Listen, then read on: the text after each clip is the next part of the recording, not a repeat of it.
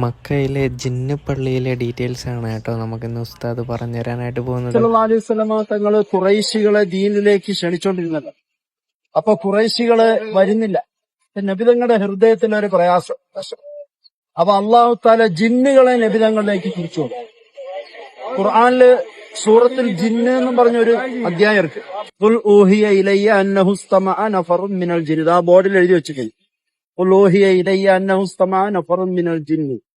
അപ്പൊ ജിന്നുകളെ നബിതങ്ങളുടെ അടുക്കലേക്ക് വന്നു. നബി സല്ലല്ലാഹു അലൈഹി വസല്ലമ തങ്ങൾ ജിന്നുകൾക്ക് ദീനിനെ സംബന്ധിച്ച് തൗഹീദിനെ സംബന്ധിച്ച് പഠിപ്പിച്ചു കൊടുത്തു. കലിമയെ സംബന്ധിച്ച് മനുഷ്യവർഗം ജിന്ന് വർഗം രണ്ടും ഒരുപോലെയാണ്. മനുഷ്യരിൽ നല്ലതും കെട്ടതും ഉണ്ട്. ഇതേപോലെ ജിന്നില് നല്ലതും കെട്ടതും ഇருக்கு. അപ്പോ ജിന്നുകൾക്ക് നബിതങ്ങൾ പരിശുദ്ധമായി കലിമയെ സംബന്ധിച്ച് പഠിപ്പിച്ചു കൊടുത്തോണ്ടായിരുന്നു. അങ്ങനെ പരിശുദ്ധമായി ഖുർആൻ ഓതി കേൾപ്പിച്ചു.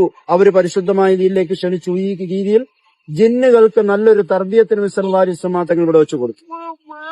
അപ്പൊ ജിന്നുകൾ എന്ത് ചെയ്തു? ഇതെല്ലാം കേട്ട് അത്ഭുതത്തോടെ ഇരുന്നിട്ട് അവരെ സംഘത്തിലോട്ട് പോയി.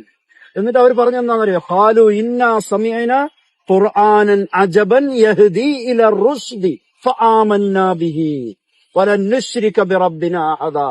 അപ്പൊ ജിന്നുകൾ മറ്റുള്ളവരുടെ അടുത്ത് പറയാണ്, ഞങ്ങൾ അത്ഭുതകരമായ ഒരു വാക്യം ഖുർആൻ കേട്ടു, അത് ജനങ്ങളെ സന്മാർഗത്തിലേക്ക് നയിക്കും, ഷിർക്കിൽ നിന്നും ജനങ്ങളെ മാറ്റി അള്ളാഹുവിലേക്ക് അടുപ്പിക്കുന്ന ഒരു വചനം ഞങ്ങൾ കേട്ടുകൊണ്ടാണ് ഞങ്ങൾ വന്നത് എന്ന് ഈ ജിന്നുകൾ പോയി മറ്റുള്ളവരുടെ അടുത്ത് പറഞ്ഞു.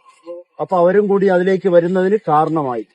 അങ്ങനെ ജിന്നുകളെ നബി സല്ലല്ലാഹു അലൈഹി വസല്ലമ തങ്ങളിലേക്ക് അള്ളാഹു താല എത്തിച്ചു കൊടുത്ത സ്ഥലമാണ് ഇവിടെ.